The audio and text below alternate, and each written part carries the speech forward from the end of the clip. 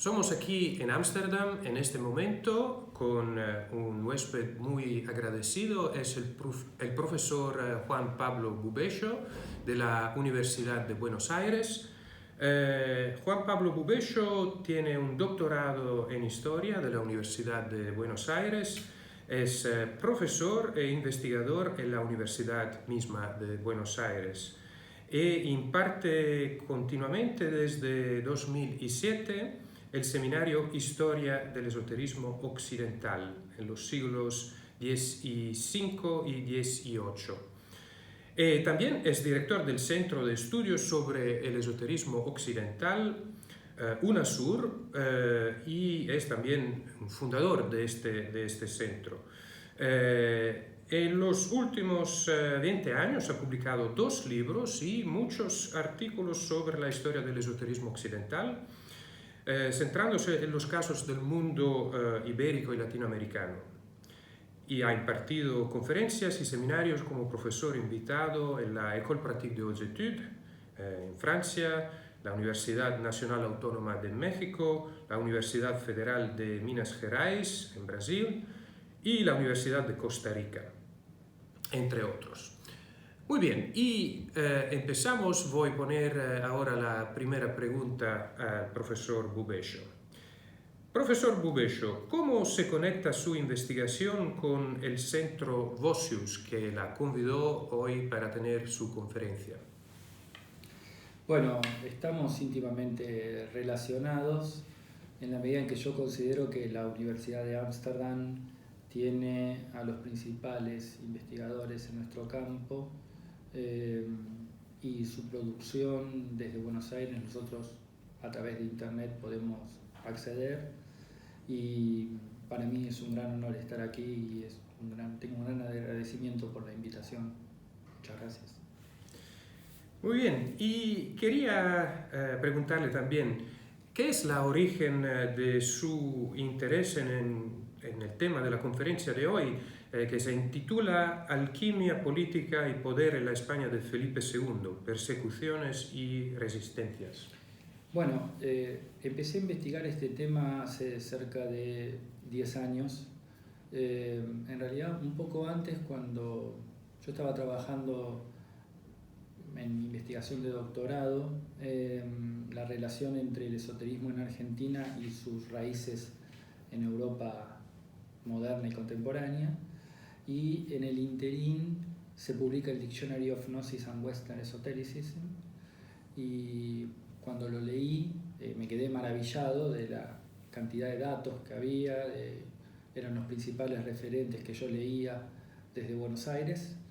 Y en una segunda lectura más minuciosa y menos emocional, descubro que los casos vinculados a la historia del esoterismo en España no eran marginalmente tratados.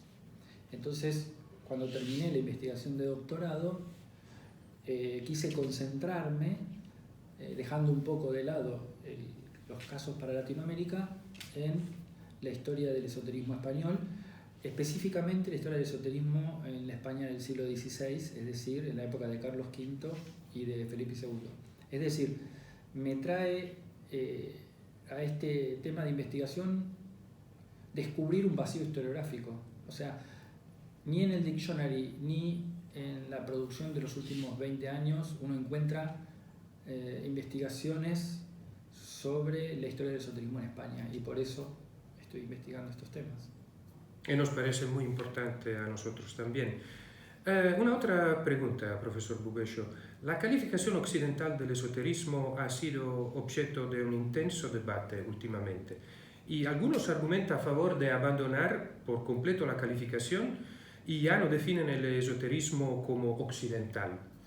Como especialista con sede en América del Sur, ¿cuál es su perspectiva al respecto? Y además, ¿cómo se percibe la idea de Occidente más en general en la América del Sur?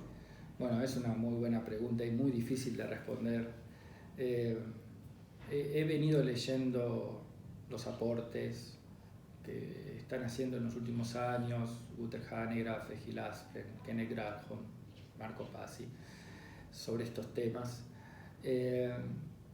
En principio, no tengo una idea acabada, todavía no estoy en condiciones ni siquiera de escribir un artículo para intervenir en el debate. Pero mi postura es la prudencia, es decir, yo opto o elijo todavía mantener la categoría de esoterismo occidental, porque me parece que es útil para pensar un conjunto de fenómenos culturales acotados geográfica e históricamente.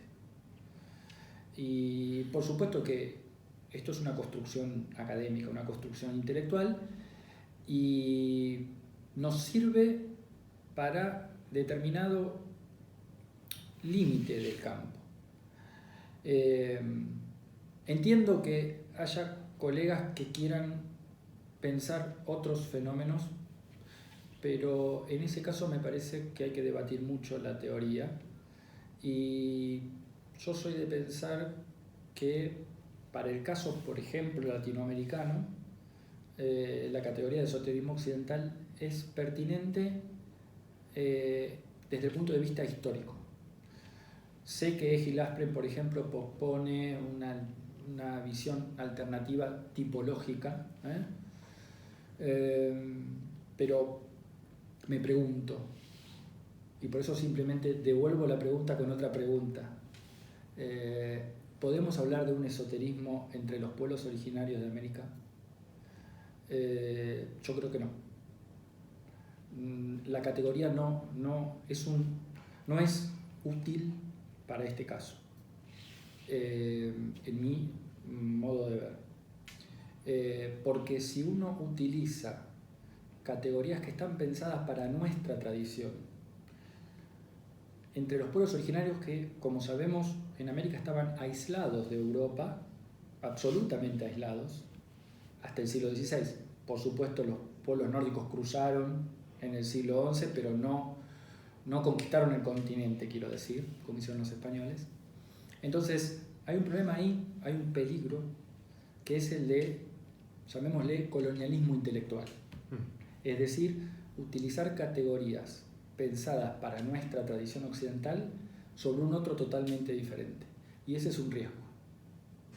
Entonces, me parece... Eso lo hicieron ya los misionarios. Exactamente, es el problema, exactamente. ¿no? Cuando los españoles llegan a América, dicen, todas estas culturas son mágicas, estas tradiciones son mágicas, por lo tanto hay que exterminarlas, ¿no? Estirparlas, como es decimos. una brujería. Brujería o magia, exactamente. Y creo que el intelectual, aún, por supuesto, nosotros tenemos que revisitar nuestras teorías, nuestros conceptos todo el tiempo, pero tenemos que ser prudentes y cuidadosos. Por eso, en mi manera de ver, la historia de América, desde el siglo XVI en adelante, sí podemos trabajarla con la categoría de esoterismo occidental, porque los españoles, los portugueses, más tarde ingleses, holandeses, franceses, trajeron el esoterismo a América. Está el caso conocido, por ejemplo, del hijo del que va a ser gobernador en Massachusetts en la década del 20 y 30 del siglo XVII, que trae desde Londres su propia biblioteca, y ahí estaban los libros de alquimia de Inglaterra, John Dee, etc. Y yo tengo registros de 1603 del puerto de Sevilla, que sale un barco hacia las Indias, y en ese barco iba De Vita Colitus Comparanda de Ficino, el Heptaplus de Pico de la Mirándola, De Vita Longa de Paracelsus. Es decir, los libros esotéricos, como los llamamos nosotros, relacionados con nuestro campo, están llegando a América, pero eso es después del siglo XVI, ¿se entiende? Por lo tanto, creo que nuestra categoría es útil para pensar fenómenos culturales en América con posterioridad al siglo XVI, pero no antes. Siempre desde el punto de vista histórico. Seguramente Gil Aspren puede pensar otra cosa, y estoy también para... No sé, porque para mí la posición de Gil Aspren es un poco más ambigua que parece. Porque yo he hablado con él y que sale cuando hablas con él es un poco diferente de los que lees en su artículo, por ejemplo. Y entonces no sé si él mismo diría que su preferencia es para para el concepto tipológico Ajá, de esoterismo. ajá. Es un poco más moderado si hablas por Perfecto, perfecto. Yo como historiador prefiero cuando uno puede vincular históricamente a través de fuentes dos culturas. Entonces, en América se puede hacer ese trabajo muy bien. Yo lo he hecho para el caso de Argentina. En el caso de Argentina, yo he podido rastrear cómo en el siglo XIX llegan al país teósofos que vienen de Estados Unidos, que vienen de Europa y desarrollan en Argentina la teosofía vinculada con Madame Blavatsky. Y entonces uno puede ver ahí la relación. Y entonces puede con esta categoría pensar la historia del esoterismo occidental en el caso argentino. ¿Se entiende mi posición entonces? Absolutamente, y me parece que yo soy también historiador, estamos de acuerdo, perfecto, absolutamente.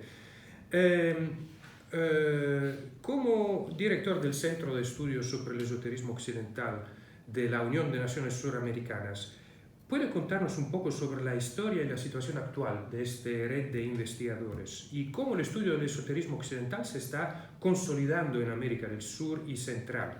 Y también, ¿cómo crees que se desarrollará en el futuro? Bueno, yo termino mi investigación de doctorado en el año 2008. O sea, en el 2007 termino la investigación, a principios de 2008 defiendo la tesis. Y en ese momento, al mismo tiempo que leía el Dictionary of Gnosis and Western Esotericism, observo que en Europa, en el 2005, se había creado la red de investigadores, la ESWE, de investigadores de Holanda, Inglaterra, Francia, Europa Oriental, vinculada a este tema. Italia también. Italia, por supuesto, pero no había españoles en Europa Occidental. Y luego también veo que hay desde el 2002 un grupo de especialistas en América del Norte, o por lo menos ahí Berluis. Entonces empiezo a darme cuenta que en América Latina no había, además de un problema en el diccionario y en la bibliografía, tampoco había una red de investigadores con base en Latinoamérica, de habla hispana o de habla portuguesa.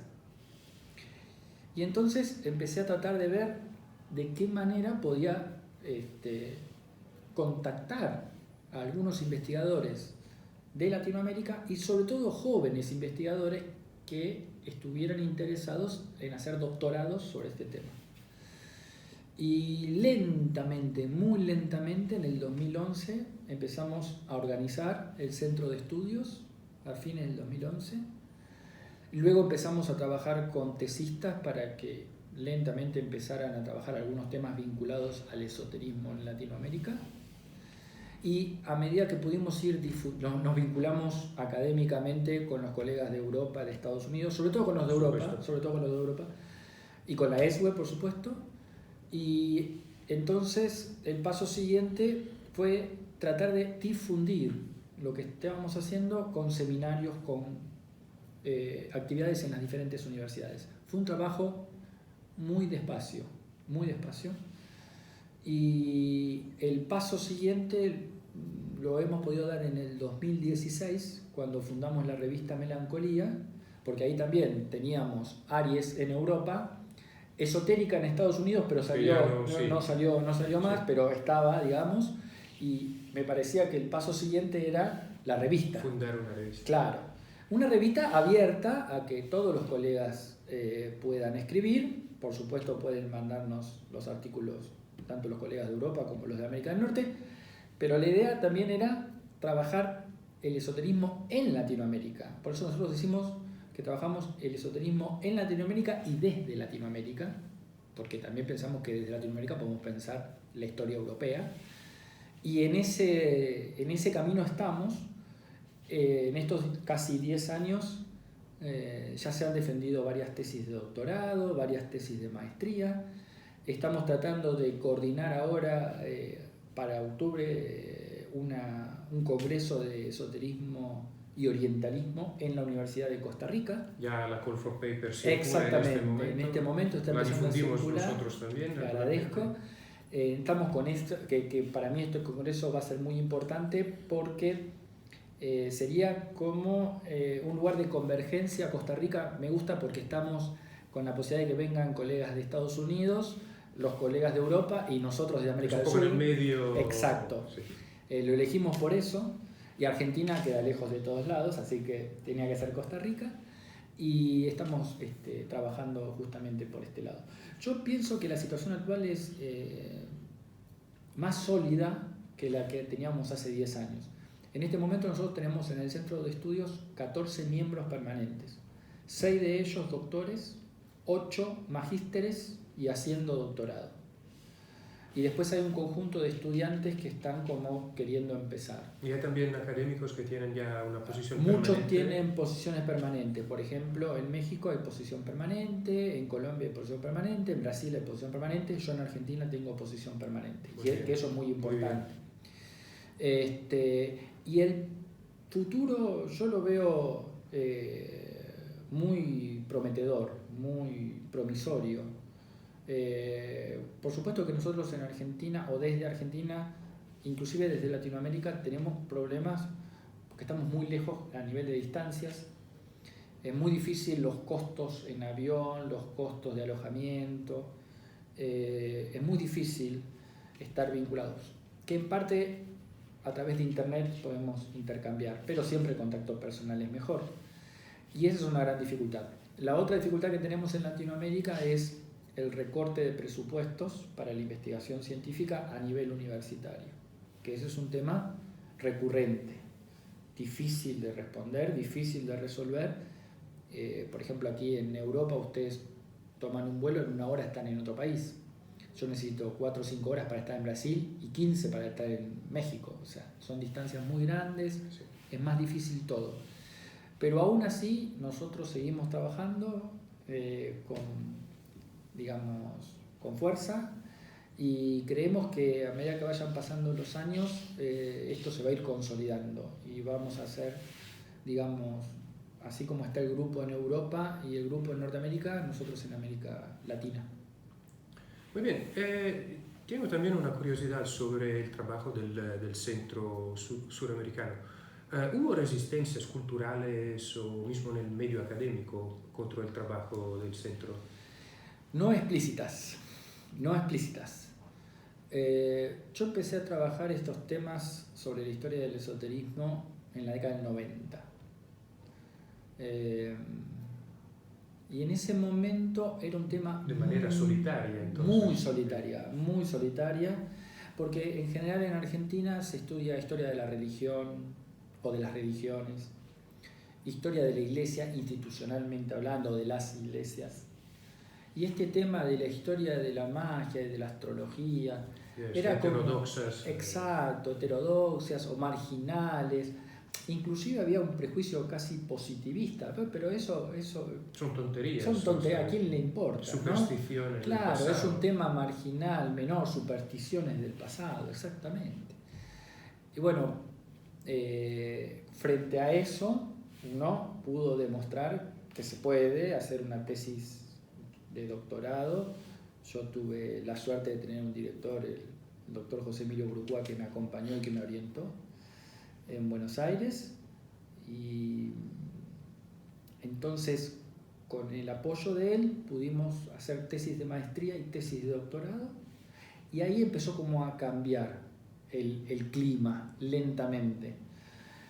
Luego, cuando formamos el centro de estudios y ahora con la revista, es como que lentamente está empezando a tener un peso dentro del mundo académico que hace 20 años no tenía. Y creo que es paralelo al desarrollo que uno puede ver en Europa. Porque si uno mira, en la década del 90 estaba la cátedra que tenía Antoine Febvre, y Hanegraaff tiene la cátedra en el 99. 99 fue fundida. O sea, que también en la década del 90 eran como los primeros pasos. No estaba el dictionary, no estaba la ESWE.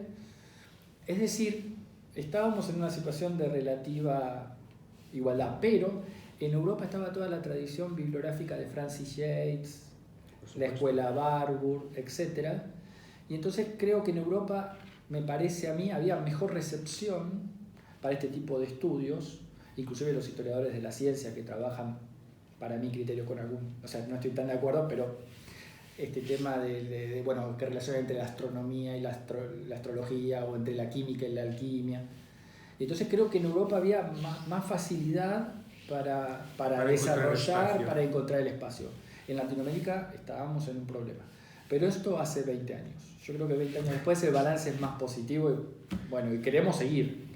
Muy bien, tenemos todos esperanza que este trabajo puede desarrollarse muy bien en el futuro también. Por supuesto. Más una pregunta sobre un aspecto muy interesante. En la investigación reciente sobre el esoterismo se ve que hay un interés sobre la relación entre la cultura más alta del esoterismo y la cultura popular. Uh-huh. ¿Y cómo puede presentarse este problema en el caso suramericano? Bueno, ahí hay un problema de enfoques, ¿no? Porque cuando uno dice cultura popular, cuanto más atrás en el tiempo, más difícil es ver la cultura popular, ¿no es cierto? Porque en el siglo XVI, o en el siglo XVII, inclusive en el siglo XVIII, las fuentes son orales, sí, y lo que tenemos nosotros son las fuentes escritas por los eruditos sobre lo que era la cultura subalterna, popular. Pero hay cultura material también. Hay cultura material, exactamente, que esa sería una forma de llegar. A medida que uno va llegando al siglo XIX y XX, ya hay procesos de escolarización masiva y entonces, ya podemos trabajar. Por eso yo soy bastante escéptico con la posibilidad, desde el punto de vista metodológico, de conocer las culturas populares en el periodo moderno.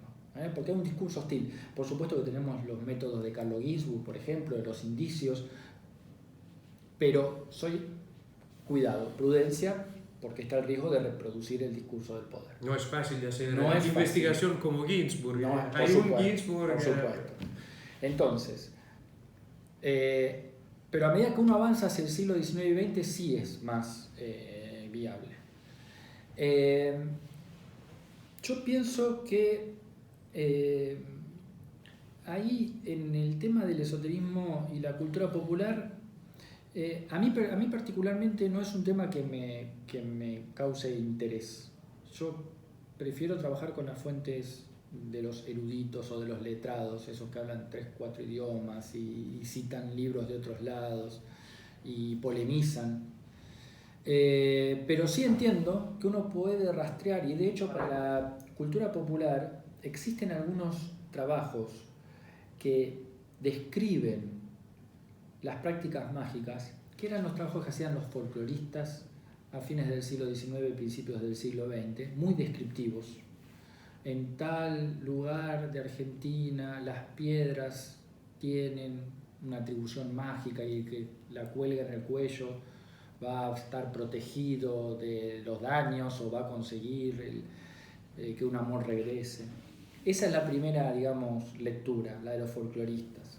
Luego vino mucho trabajo de los antropólogos, que trabajan con estudios de campo y hacen descripciones y análisis sobre estos temas.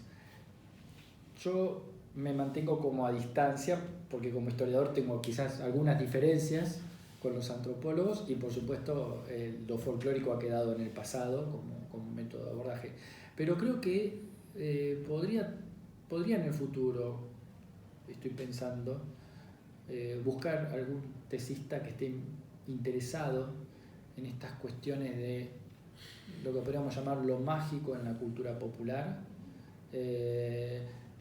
con el método de la historia, y en el futuro desarrollar algún tipo de investigación para cubrir ese área que no está trabajada desde nuestro campo, no está trabajada para el caso latinoamericano, eso seguro.